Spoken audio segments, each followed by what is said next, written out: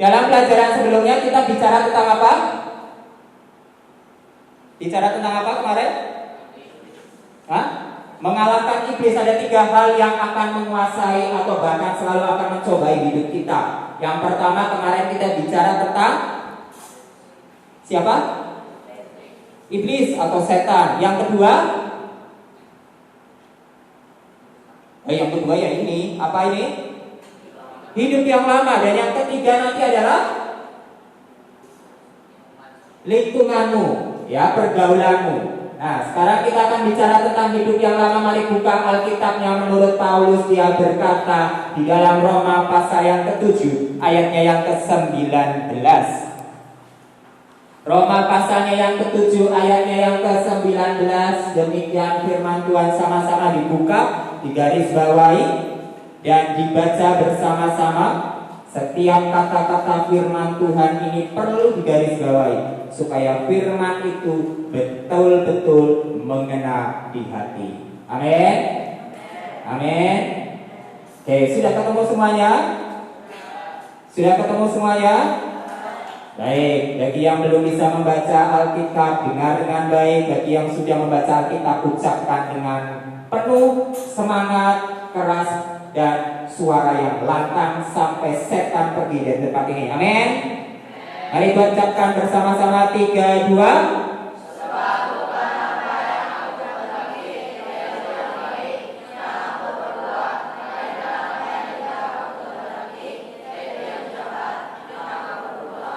Sekali lagi, masih belum sama-sama, belum satu hati. 3, 2.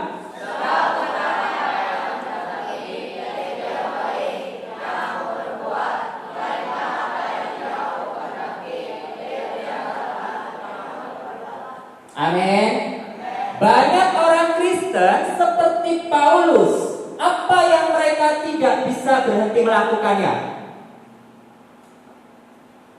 Dari berdasarkan kata-kata ini, orang Kristen tidak bisa berhenti melakukannya. Apa itu? Apa itu? Apa itu? Sekali lagi yang lantang. Apa itu? Yang jahat, yang berarti itu adalah dosa. Hampir banyak orang Kristen seperti yang dikatakan oleh Paulus ini. Sebab bukan apa yang aku kehendaki, yaitu yang baik yang aku perbuat, melainkan apa yang tidak aku kehendaki, yaitu yang jahat. Hidup kita sekalipun sudah bertobat, sudah ikut Tuhan Yesus, tapi hidup yang lama terus bayang-bayangin kamu. Makanya walaupun udah Kristen bertahun-tahun, tetapi kenapa sih dia jatuh di dalam dosa?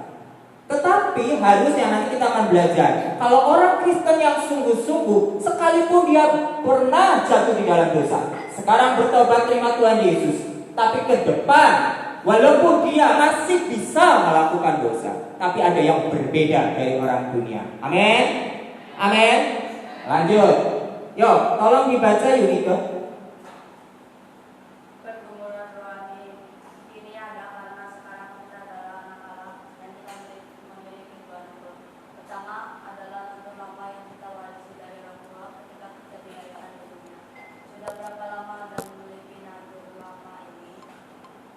Apa itu?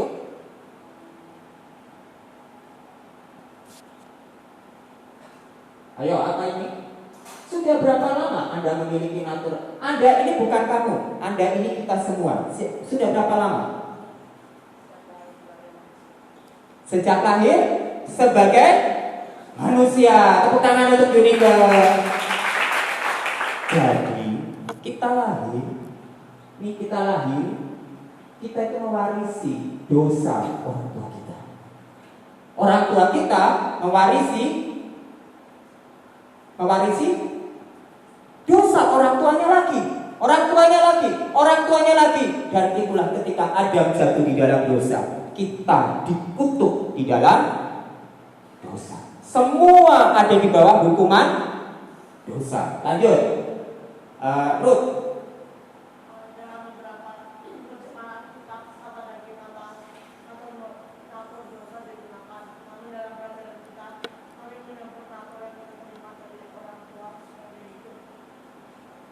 Apa?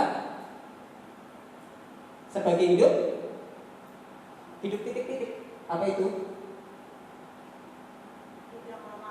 Hidup yang lama. Tepuk tangan.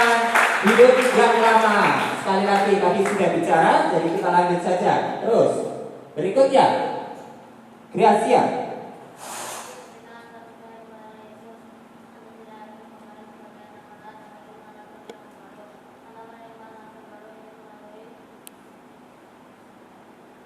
Kita dapat natur yang baru melalui apa yang baru? Melalui ini lahir nih. Bapak ibu melahirkan kamu. Waktu kita lahir, kita membawa natur yang lama, yang berdosa. Tetapi ketika kita menerima natur yang baru, yaitu ketika Tuhan Yesus masuk di dalam hidupmu, melalui apa?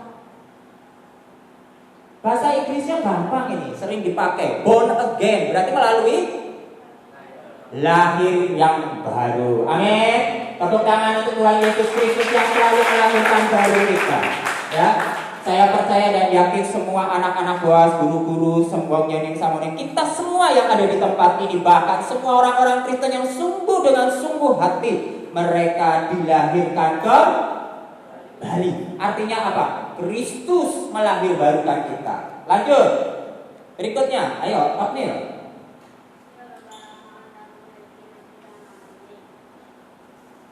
Kalau dari apa yang sudah kita baca tadi, sudah berapa lama? Sejak apa? Hah? Sejak lahir sebagai manusia. Dan sudah berapa lama Anda memiliki natur yang baru, yaitu sejak? Ini penting. Nah, sekarang saya mau bicara dengan cukup jelas dan cukup lebih detail. Lahir baru. Jadi kita kan waktu lahir nih, ternyata waktu lahir kita itu sebenarnya orang yang apa? Orang yang apa? Oh, kenapa kurang yakin? Orang yang apa? Berdosa. Sekali lagi, waktu kita lahir ke bumi ini, mau bapak ibumu itu Pak Pendeta, mau bapak ibumu itu orang yang katanya paling baik sedunia, mau bapak ibumu itu dari keluarga yang sangat baik-baik saja, tetapi waktu kita lahir sebenarnya kita mewarisi dosa. Ini penting. Kata kunci, nggak boleh digonta-ganti. Orang dunia tidak percaya kata-kata ini. Tapi Alkitab dengan jelas, kamu mau lahir dari manapun kamu orang berdosa. Nggak bisa diganti, teorinya nggak bisa diubah-ubah. Kita lahir ini orang berdosa. Kita orang yang sakit, orang yang susah hati, yang selalu berduka cita dan selalu bikin masalah. Tetapi puji Tuhan, Tuhan Yesus turun, Tuhan Yesus belas kasihan, Tuhan Yesus kasih anugerah, Dia lahir baru kita. Amin. Amin. Tepuk tangan untuk Tuhan Yesus Kristus yang luar biasa, yang penuh kasih, yang kasih kesabaran, yang kasih belayan, yang kasih sayang. Tidak ada satu orang pun di dunia ini boleh mengatakan, oh saya dari lahir adalah anak dari keluarga raja yang baik-baik saja. Wah saya pangeran. Kita memang pangeran. Kita memang anak Allah. Tapi karena kita dikasih anugerah oleh Tuhan Yesus Kristus. Amin. Amin. Oh, sekali lagi 1, 2, 3. Puji Tuhan. Tepuk tangan. Mari kita lanjutkan. Ayo, Aaron.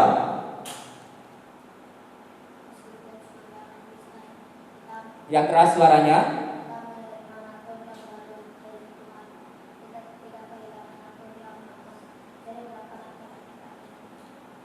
Jadi berapa? Nah, ini gampang, matematikanya sederhana. Kita punya natur yang lama, yaitu orang berdosa. Tapi sekarang saya sudah terima Tuhan Yesus, jadi saya terima natur yang baru, hidup yang baru. Artinya berarti 1 ditambah 1 sama dengan 2. Puji Tuhan. Oh iya, tak puji Tuhan sih ya. Yang puji Tuhan aja, tepuk tangan. Ada 2 natur di dalam hidup kita. Artinya apa? Kita harus sadar bahwa waktu saya berjalan bersama Tuhan Yesus Kristus, natur yang lama masih membayang-bayangi hidup kita. Natur yang lama itu masih ada.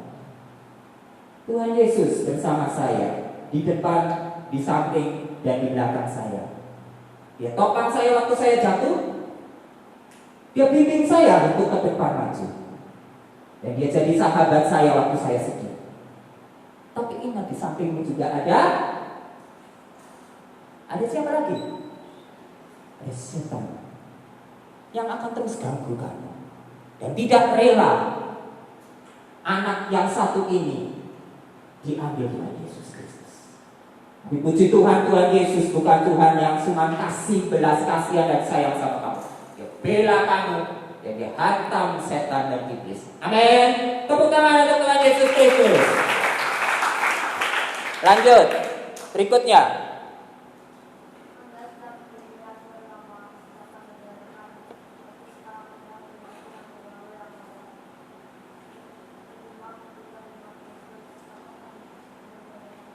Yang keras suaranya. Yang keras, sekali lagi.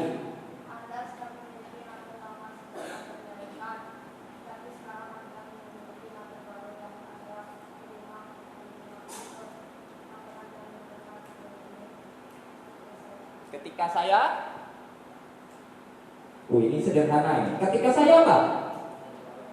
Ketika saya apa? Ketika saya lahir kembali atau lahir baru. Tepuk tangan. Lanjut ya. Mari kita buka Alkitab kita di dalam Efesus pasalnya yang keempat, ayatnya yang kedua. Secara keseluruhan dibaca dari awal sampai akhir.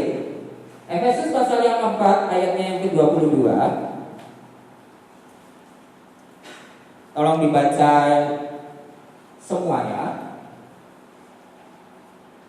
Sudah ketemu semuanya? Katakan amin jika engkau sudah ketemu. Digaris bawahi, di highlight, ditanamkan di dalam hatimu. Sudah ketemu semuanya? Amin. Amin. Mari kita baca sama-sama. 3, 2.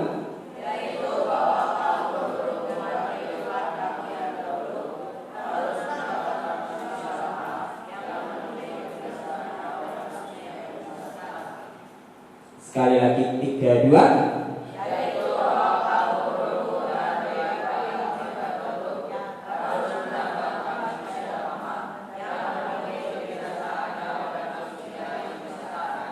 Amin. Di dalam ayat ini, di dalam Efesus 4 ayat 22, khususnya kata-kata bagian belakang, harus meninggalkan manusia lama yang menerima kebinasaannya oleh nafsunya yang menyesatkan. Harus meninggalkan.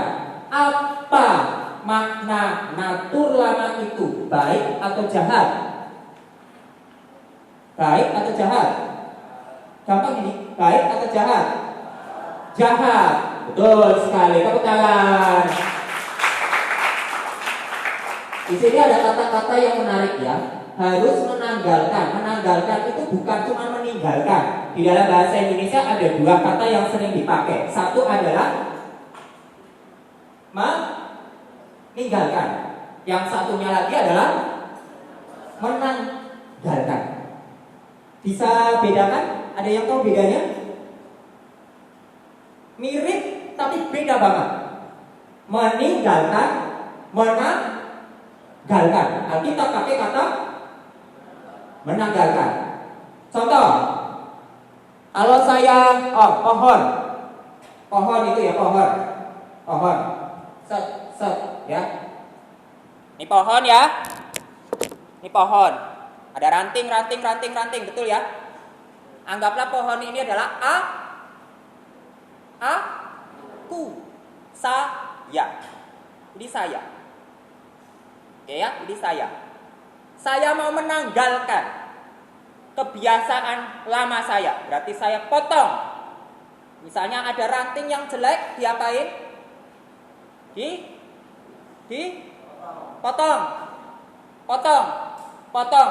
Gampangnya pohon anggur. Kalau tidak salah di dalam saya pernah tanya orang yang kerja di kebun anggur.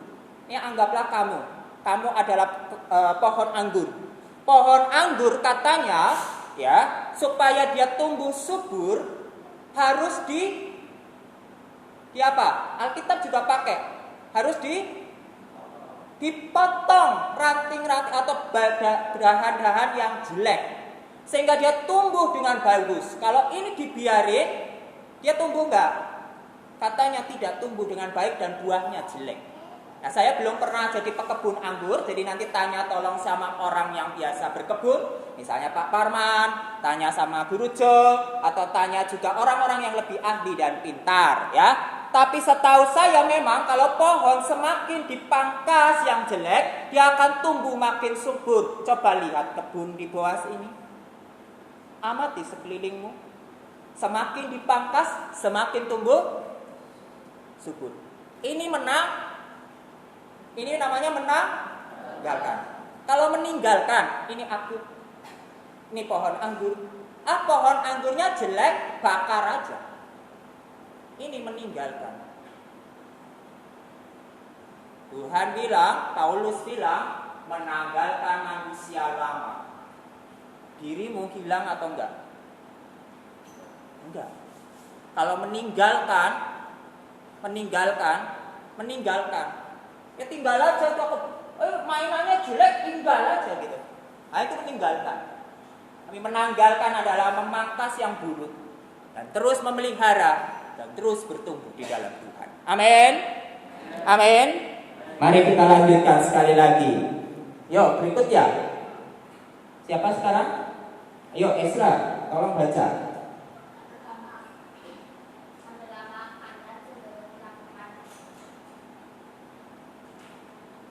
Gampang ini. Natur lama kita cenderung, hidup lamamu cenderung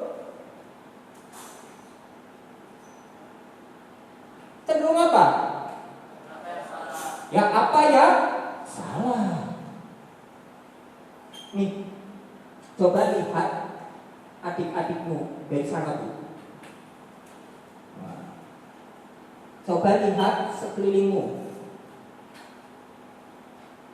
Kita nggak usah diajari bohong, bisa bohong nggak? Bisa bohong nggak?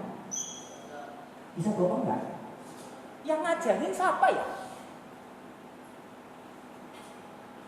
Yang ngajarin siapa ya? Ya, diri sendiri. Atau jangan-jangan kembali lagi ke ayat yang tadi, warisan orang tua, nenek moyang, yaitu dosa. Tapi kalau diajarin yang baik-baik, manusia gampang atau susah? Ini saya nggak ngomong anak buah, semua manusia gampang atau susah? Susah.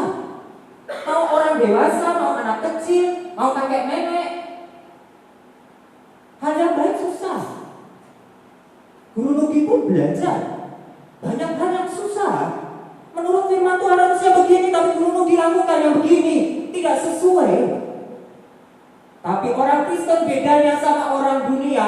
Orang Kristen walaupun susah, berusaha keras melakukan yang benar sesuai firman Tuhan. Karena saya cinta siapa? Orang dunia tidak punya rasa cinta pada Tuhan Yesus, apalagi cinta kita.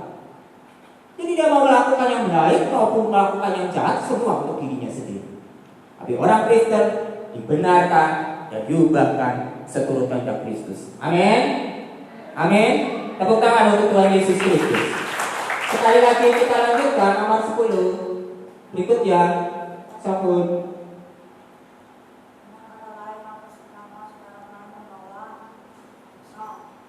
Membawa dosa. Betul. Tepuk tangan untuk sambut.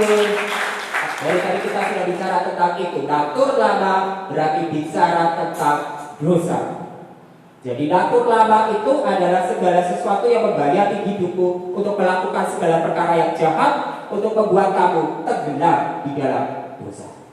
Saya pakai kata tenggelam karena di sini dibilang gini. Dengan kata lain, natur lama secara perlahan. Perlahan itu cepat atau lambat? Perhatikan baik-baik ya, hati-hati, dosa itu unik. Camkan kata-kata saya. Dosa itu unik, luar biasa, dan sangat imut-imut. Kenapa? Nih, dosa itu sifatnya perlahan. Awalnya, misalnya contoh nih ya, saya pakai dosa yang paling sederhana dilakukan oleh anak-anak, yaitu berbohong. Contoh, misalnya merusak mainannya rusak. Wah, takut ketahuan, jadi aku sembunyiin. Misalnya Kang Sen datang, siapa yang merusak mainan ini? Mana mainannya? Biasanya jawabannya tidak tahu. Padahal saya tahu. Tidak tahu kan? Karena diselidiki makin. Wah, oh ini ternyata ketemu di sini. Siapa yang taruh sembunyikan di sini? Bilang lagi jawabannya apa? Jawabannya tidak tahu. Udah berapa kali bohong? 2 kali. Terus ketahuan, kamu ya yang merusak ini ya? Terus bukan saya. Terus berarti sudah 3 kali. Lama-lama engkau akan menjadi biasa dan merasa tidak berdosa sama sekali. Every day, every time, lakukan itu setiap hari, maka setiap hari akan menjadi kebiasaan yang buruk, dan kebiasaan yang buruk itu akan menjadi tidak buruk sama sekali di dalam pikiran. Itu dosa. Dosa itu secara pelan. Tiap orang beda-beda ya, punya kelemahannya masing-masing. Tapi saya mau mengatakan dosa itu datangnya bukan seketika. Ya pelan-pelan dari engkau masih kecil, masih imut-imut, lama-lama amit-amit. Tetapi kalau engkau baik-baik dari sekarang, saya yakin dan percaya, kita belajar mengendalikan diri, mengekang diri, dan mencari dosa. Amin. Amin. Lanjut, berikut ya. Ayo, siapa lanjutannya? Yang keras suaranya.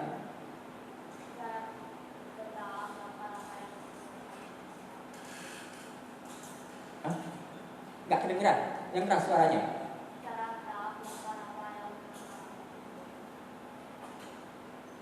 Apa?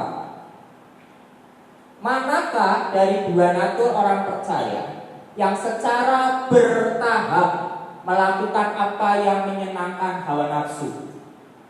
Dan yang kedua, yang membuat kita mau melakukan apa yang menyenangkan Allah.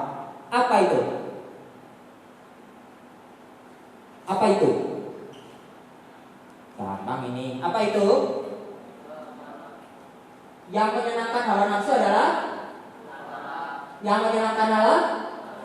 Ide baru. Menyenangkan hawa nafsu. Hawa nafsu itu dari mulai yang paling sederhana adalah apa? Makan. Ayo siapa?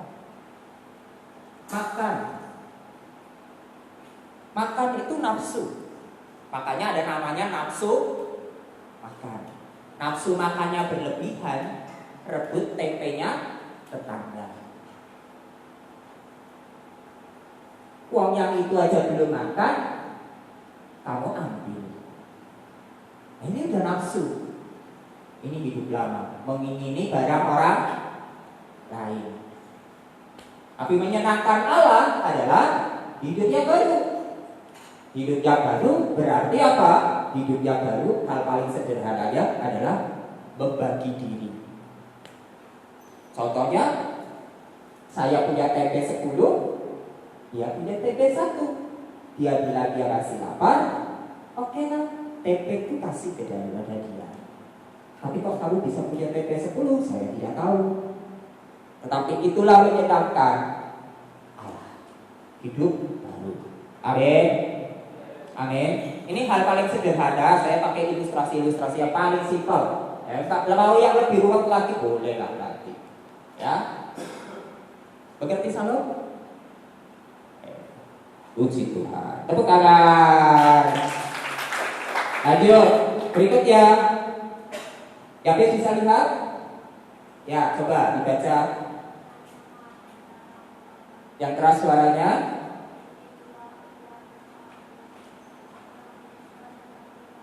Lebih keras lagi.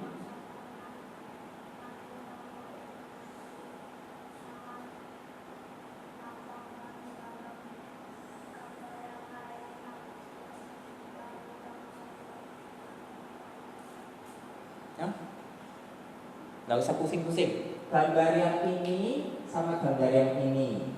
Oke, sudah kelihatan semuanya? Ya, gambar yang pertama yang bilang, teman-teman kelihatannya kalian ini ada tukang bangunan ceritanya ya.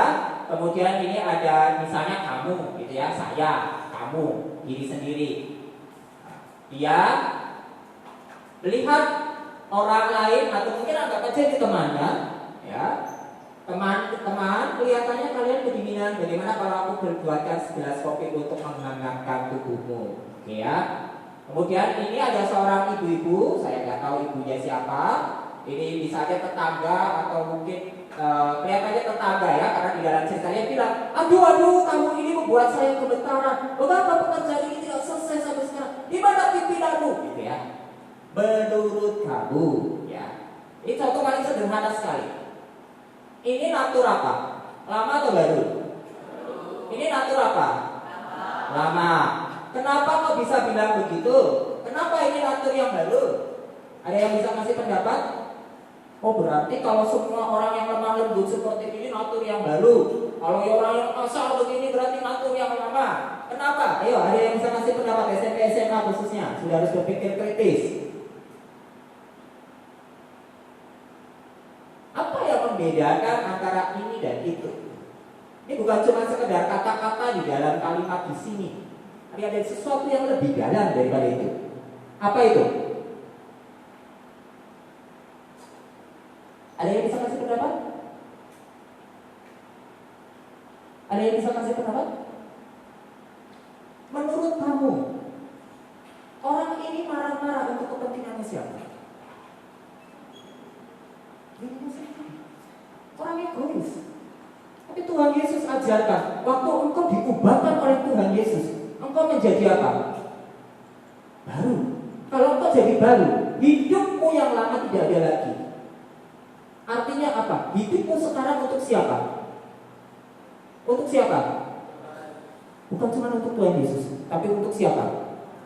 Sesama. Karena waktu mengasihi Tuhan Yesus, berarti kamu juga mengasihi orang lain. Banyak orang di dunia ini sibuk untuk kepentingannya sendiri. Gajinya kurang, marah-marah. Pekerjaannya, merasa, saya ini begini, marah-marah. Bukan untuk kepentingan orang lain. Beda sekali antara orang yang natur lama dan natur baru. Natur baru kata PTP, marah-marah. Tapi kalau temannya jatuh, hihihihihihi, gitu deh ya. Ini beda. Natur lama hanya sibuk dengan kepentingannya sendiri, tersinggung dengan segala kepentingannya sendiri, protes untuk segala egonya sendiri. Tapi natur baru memikirkan orang lain, mementingkan orang lain, membela orang lain, bahkan mengasihi orang lain dengan sungguh-sungguh hati. Amin. Amin. Ini dua hal yang sangat membedakan antara orang yang sungguh di dalamnya ada Tuhan Yesus Kristus. Suatu kali saya pernah ketemu seorang preman di jalanan. Ya, ada satu geng. Geng ini bertengkar. Tahu geng ya? Ada yang tahu geng nggak? Anak besar tahu ya geng. Geng itu apa sih ya? Kelompok. Biasanya ini untuk istilah sesuatu yang negatif. Kelompok yang jelek. Kelompok yang jelek. Tapi jangan salah, kelompok yang jelek begini, mereka itu setia kawan. Jadi kelompok ini, salah satu anggota dari kelompok ini bertengkar dengan anggota kelompok ini. Anggap aja ini kelompok A, ini kelompok B ya. Ini beneran ya, beneran terjadi. Kelompok A sama kelompok B bertengkar. Awalnya cuma bertengkar satu orang sama satu orang, lama-lama bertengkar. Satu kelompok dengan kelompok ini pakai alat yang berbahaya. Wow, kamu teman-teman saya. Biar ini tenang kan? Tapi ini natur lama apa natur baru? Ini kan tentang harga diri, ego, bukan membela karena cinta Tuhan. Beda sekali. Lanjut ya. Berikutnya. Ini apa? Oh, oke. Lanjut. Nomor 13. Rudia. Yang keras suaranya. Apa yang natur lama cenderung ingin lakukan? Ya, terus lanjut. Ya? Iya. Jadi ingat, walaupun kita katanya sudah lahir baru, kita masih punya natur lama. Ingat, tadi saya bilang natur lamanya masih membayangi.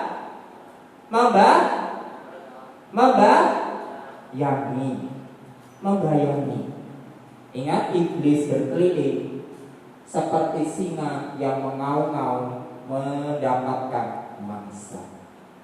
Tapi Tuhan Yesus berdiri di samping kanan kirimu. Amin. Lanjut, berikutnya. Esther.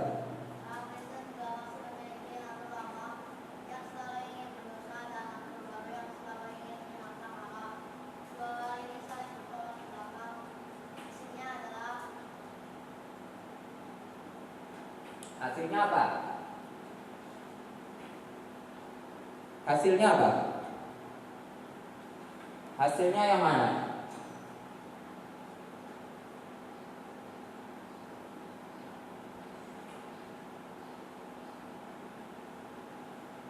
Yang mana? Oh, aku bingung. Sulit banget pertanyaannya. Yang mana? Kenapa tiap hari harus baca firman Tuhan dan berdoa? Alkitab bilang, Paulus pernah bicara kepada Timotius kalau tidak salah.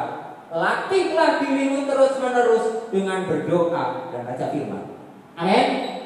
Karena setiap hari kita berperang secara rohani. Loh iya dong. Orang Kristen juga masih memiliki natur lama loh. Ingat itu. Yang selalu ingin terus menuntut kamu lakukan dosa. Dan natur barumu selalu ingin menyenangkan Tuhan. Jadi sekarang ada dua kuasa di dalam hidupmu. Ada dua kuasa di dalam hidupmu. Kuasa Allah yang selalu mau meninggikan Tuhan dan menyenangkan hatinya. Dan satu kuasa yang hanya ingin menyenangkan dirimu sendiri. Dua kuasa ini bertarung di dalam hidupmu sendiri. Makanya di situ kalau kamu betul-betul anak Tuhan Yesus, pasti kamu pernah merasakan yang namanya percakapan rohani di dalam hati nurani. Siapa yang pernah dengar kata hati nurani? Nah, contoh nih ya. Ada uang 100.000 di situ. Ambil gak ya? Ambil aja deh ya. Kan uangnya dibuang. Saya gak dipakai. Kan kalau aku ambil pasti gak berdosa. Kan aku tidak mencuri ya Tuhan. Ya kan? Tuhan, aku gak nyuri kan? Ini aku memanfaatkan barang yang terbuang. Kalimat ini bagus apa enggak? Oh, uniknya geleng-geleng. Tapi faktanya, kalau beneran ada uang nih sekarang di sini ada uang 100.000, ini uangnya siapa? Gak ada yang ngaku satupun. Iya, lumayan juga nih. Kan gak ada yang ngaku ini ya. Pertarungan ini, tapi terus ada suara yang lain bicara. Suara yang lain bicara, gak boleh. Itu bukan milikmu. Ini namanya pergumulan roh. Sederhana banget kok. Andaikan itu kamu, jika ada uang 100.000, di jalanan. Siapa yang mau ambil? Siapa yang tidak mau ambil? Oh, puji Tuhan, anak Tuhan Yesus semua. Tepuk tangan. Atau mungkin saya ambil, misalnya ini di Boas ceritanya, di Boas. Oke, di Boas, siapa yang menjadi pemimpin di Boas? Oh, jadi Samurim. Saya kasih sama, oh jadi Samurim juga bisa mungkin ya. Atau mungkin ke kantor polisi, bisa juga nggak? Hah? Bisa juga apa enggak? Bisa juga. Baik kan? Tapi waktu kamu, tapi saya yakin dan percaya semua orang termasuk guru Lugi pasti pernah mengalami ini. Betul? Ada kue nih. Ini kue siapa? Gak ada yang aku nggak tahu. Aku ambil aja ya. Tapi kalau aku ambil, mencuri dong. Tapi kalau nggak aku ambil, sayang nanti kuenya busuk. Baik kan? Loh, peperangan rohani itu kayak gini. Bukan, oh ini ada baik, ada jahat, itu terus kemudian sekedar. Peperangan rohani itu di sini. Otak lebih pintar daripada hati. Betul? Otak lebih pintar daripada hati. Otakmu bisa bicara kayak gini. Kalau kuenya nggak diambil, itu busuk. Sayang, nanti kamu ambil, kamu makan. Nggak usah bilang-bilang. Benar juga ya, kayaknya betul. Itu pergumulan. Terus nikmati perjalanan hidupmu, dan engkau akan terus berperang seperti kata-kata ini. Sama-sama coba baca, apa itu? 1, pergumulan rohani yang terus menerus. Guru Nuki, semua orang dewasa, kalian anak-anak pasti mengalami ini. Tapi tenang, ada Tuhan Yesus Kristus yang akan bantu dan akan terus tolong dan bimbing kamu, punya hikmat menentukan jalan yang benar. Amin. Kita berhenti di sini, kita lanjutkan di lain waktu. Mari kita berdiri, kita tutup di dalam doa. Masih banyak